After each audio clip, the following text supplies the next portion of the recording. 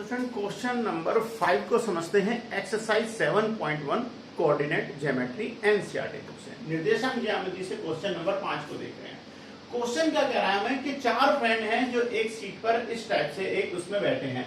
In a classroom 4 friends are seated, यानी बैठे हैं at the point of A B C D. ये किसी क्लास का एक लेआउट दिया हुआ है। यहां पर 4 point A B C D पर चार जो हैं सहेलियां बैठी हुई हैं, फीमेल करेक्टर है, ध्यान दीजिएगा, ठीक है ना। वेल इससे कोई फर्क नहीं पड़ने वाला क्वेश्चन पर। अब आपको जो उसका लेआउट है उस प्लॉट पे आपको देखिए एक्स एक्सिस पे जो आपको निर्देशांक दिए हुए हैं ये आपको बताइए एक्स एक्सिस है और ये क्या है वाई एक्सिस है। तो यहां पर आपको ये चार फ्रेंड जो है बैठे हुए हैं और ये आपस में ये डिस्कस करते हैं। एक है इनमें से कौन है, चंपा। चंपा अगर चमेली से कहती है, इन चार कैरेक्टरों में से किन्हीं दो के नाम आपको दिए हुए हैं, चंपा और चमेली। चंपा अगर चमेली से कहती है कि ऐसा नहीं है कि अगर हम बैठे हुए हैं तो हम एक वर्ग की शेप में यानी स्क्वायर की शेप में बैठे हुए हैं, और जो चमेली है वो उससे डिसएग्री है, तो हमें ये बताना है, यानी हमें ये प्रूव करना है कि ये जो आपको कोऑर्डिनेट्स जो गिवन है, ये निर्देशांक जो दिए हुए हैं, अगर इन्हें मिला दिया जाए तो आपका क्या बनेगा, एक स्क्वायर बनेगा। हमें ये इन शॉर्ट हमें प्रूफ ये करना, ठीक है ना। अब मैं आपको बताता हूं इसे आप कैसे प्रूफ करोगे। इसे प्रूफ करेंगे हम, देखो कैसे करेंगे। सबसे पहले हमें ए बी सी डी चारों के जो कोऑर्डिनेट्स हैं उन्हें हमें नोट करना होगा। डायग्राम हमें इस टाइप से दिया हुआ है तो हमें कोऑर्डिनेट्स अपने आप फाइंड आउट करने हैं। देखो कैसे करेंगे। ये आपको मैंने बताया हुआ है कि ये क्या है, एक्स एक्सिस है, और ये क्या होता है आपका वाई एक्सिस होता है। तो सबसे पहले ए के निर्देशांक देखो, ए के कोऑर्डिनेट्स देखे हैं। तो ये कहां है 3, ये लाइन कहां आ रही है एक्स एक्सिस पे 3 पे, और यहाँ ये किधर जा रही है 4 पे। तो इसकी वैल्यू क्या होगी, कोऑर्डिनेट्स ऑफ ए, यानी ए के निर्देशांक क्या हो गए, ए के निर्देशांक आपके क्या हो गए 3 and 4, ठीक है। सेम इसी तरीके से बी के निकालेंगे। बी पॉइंट पे देखते हैं तो 6, देखिए एक्स एक्सिस पे बी के लिए क्या आ रहा है 6 और यहाँ क्या आ रहा है 7, तो बी के निर्देशांक क्या हो गए 6 and 7। तो बी के निर्देशांक क्या हो गए 6 7। सी के निर्देशांक देखिए, सी के कोऑर्डिनेट्स क्या हैं, सी के कोऑर्डिनेट्स क्या हैं 9 and 4। वाई पे क्या आ रहा है 4, देख रहे हैं वाई पे क्या आ रहा है 4, तो 9 and 4 हो गए। इसके कितने हो गए 9 and 4। पहले एक्स को लिखते हैं। अब देखते हैं डी के निर्देशांक क्या है 6 and 1। यहां से देखिए 6 एक्स एक्सिस पे कहां मिल रहा है 6 और यहां के कहां मिल रहा है 1 पे, तो 6 and 1। तो डी के निर्देशांक क्या हो गए आपके, डी के कितने आ गए 6 और 1, ठीक है। अब हमें क्या प्रूफ करना है कि ये एक स्क्वायर है। तो स्क्वायर के आपकी कंडीशंस क्या होती हैं, क्या होता है, सबसे पहले स्क्वायर की चारों भुजाएं बराबर होंगी।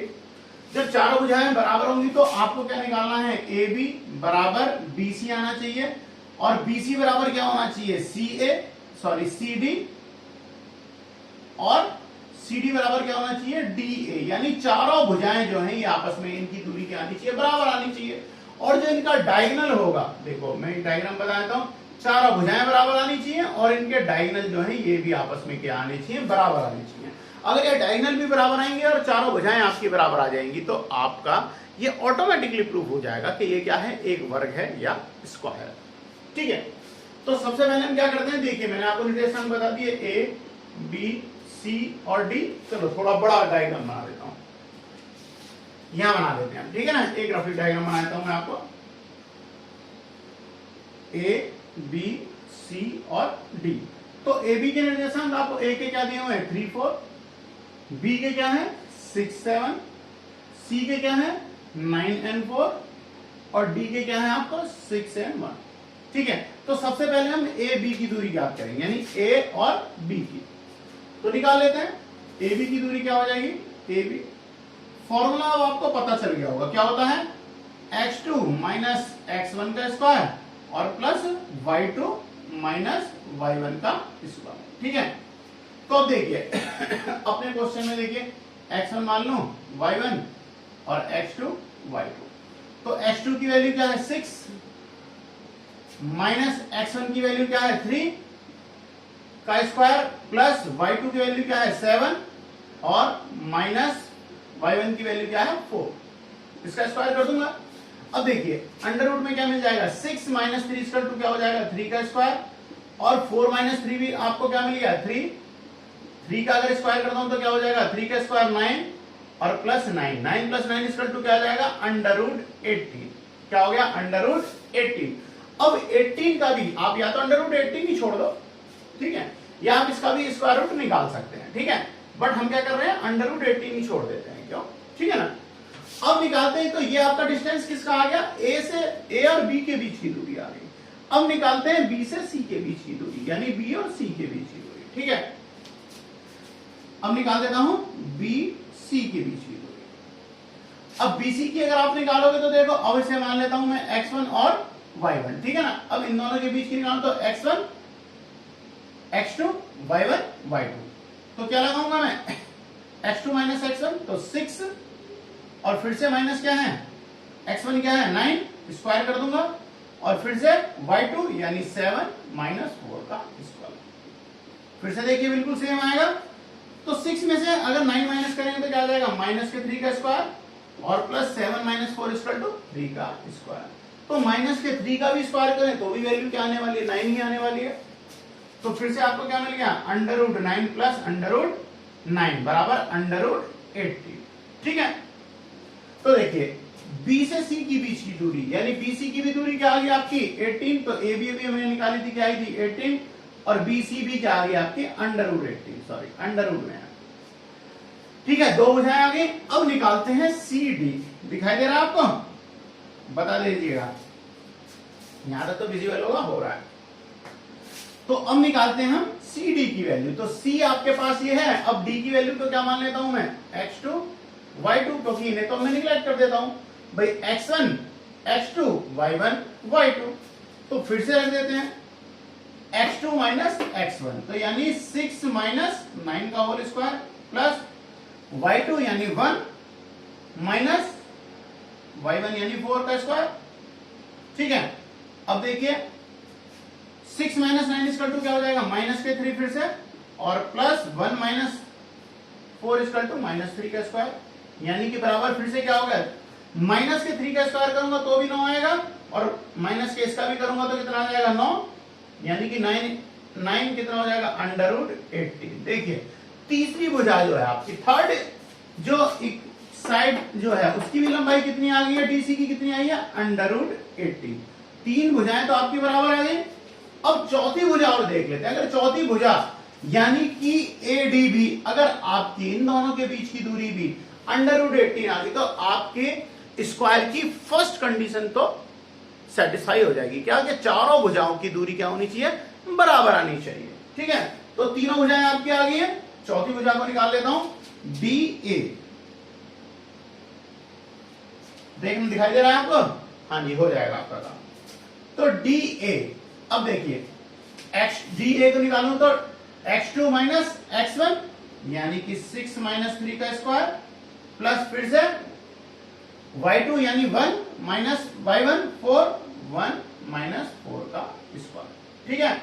फिर से वही सेम 6 माइनस 3 इक्वल टू क्या हो जाएगा 3, तो 3 का स्क्वायर हो जाएगा, 1 माइनस 4 इक्वल टू क्या हो जाएगा माइनस के 3 का स्क्वायर। जब स्क्वायर करेंगे तो माइनस की वैल्यू प्लस में चेंज हो जाती है, तो फिर से हमें क्या मिला 3 का स्क्वायर करा तो भी 9 मिलेगा, और माइनस के 3 का स्क्वायर करेंगे तो भी क्या मिलेगा 9, 9 और 9 फिर से क्या हो गया माइनस के 18। अब देखिए आपका जो भी आपको आकृति दी है, यानी कि जो भी चार फ्रेंड थे ये क्लास में बैठे थे, तो सभी के बीच की दूरी आपस में क्या आ गई, बराबर आ गई, √18 √18 √18 और ये भी √18। अब मैं आपको बता दूं, आप चाहो तो √18 को चेंज करके लिखोगे तो √18 को हम क्या लिख सकते हैं, देखिए क्या नोट कर सकता हूं मैं 9 इंटू 2 भाई 9 2 क्या हो जाएगा 18, यानी √9 इंटू √2, 9 का अंडर क्या हो जाएगा 3, यानी मैं √18 को आगे भी लिखूं तो क्या लिख सकता हूं 3√2।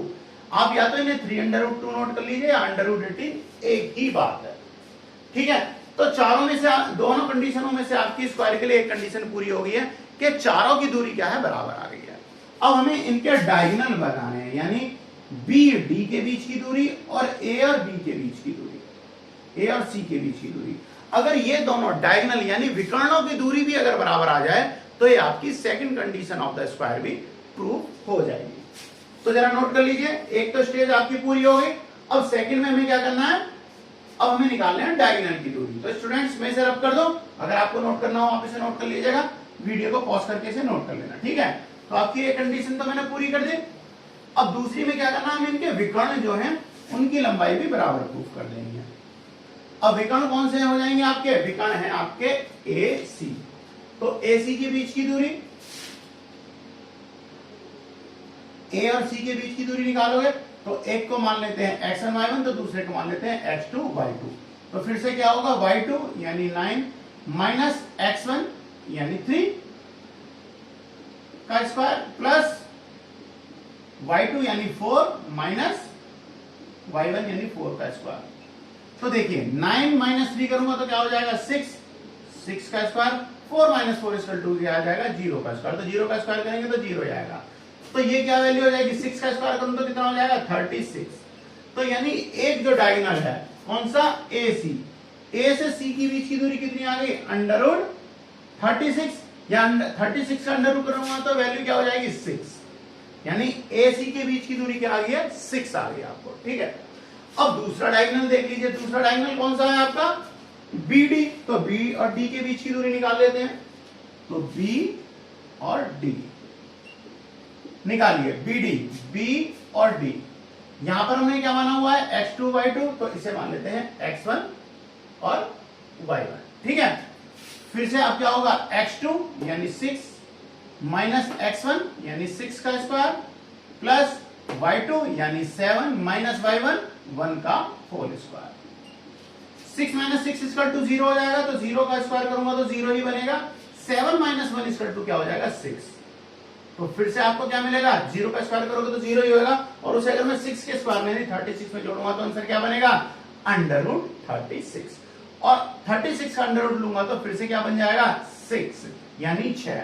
तो दोनों डायगोनल की दूरी कितनी आ गई आपके, अंडर रूट 36 यानी कि 6, और दूसरी भी कितनी आ गई 6। यानी कि अब आपके दोनों डायगोनल चारों साइड इक्वल हैं, यानी ए बी बराबर बी सी बराबर सी डी, ए बी बराबर बी सी बराबर सी डी बराबर डी ए। तो चारों साइड आपकी इक्वल आ गई और दोनों डायगोनल भी इक्वल आ गए। तो डायगोनल कौन कौन से हैं, ए सी बराबर बी डी। तो आपके डायगोनल भी इक्वल हो गए और भुजाएं भी इक्वल हो गई। इसका मतलब क्या है, हैंस प्रूफ। आप कह सकते हैं हैंस प्रूफ। क्या प्रूफ है कि ये जो भुजा है, यानी ये लड़कियां जो भी स्टूडेंट हैं जो बैठी हैं वो किस शेप में बैठी हैं, स्क्वायर में। यानी ये कैसे में बैठी हैं, स्क्वायर में। आपसे पूछा गया था कि चंपा चमेली से कह रही है don't you think ABCD is a square, यानी कि क्या वो उससे कह रही है क्या ये स्क्वायर नहीं है। चमेली डिसएग्री होती है इससे, ठीक है ना। तो यानी कि क्या है, ये क्या है स्क्वायर शेप में है, ठीक है ना। तो आपका आंसर क्या हो जाएगा, तो ये शेप क्या है, ये चारों बैठे हैं किसमें, ये एक वर्ग के आकार के शेप में बैठे हुए हैं, ठीक है। यानी ये एक स्क्वायर है। तो स्टूडेंट इसी के साथ आपका क्वेश्चन नंबर 5 कंप्लीट है।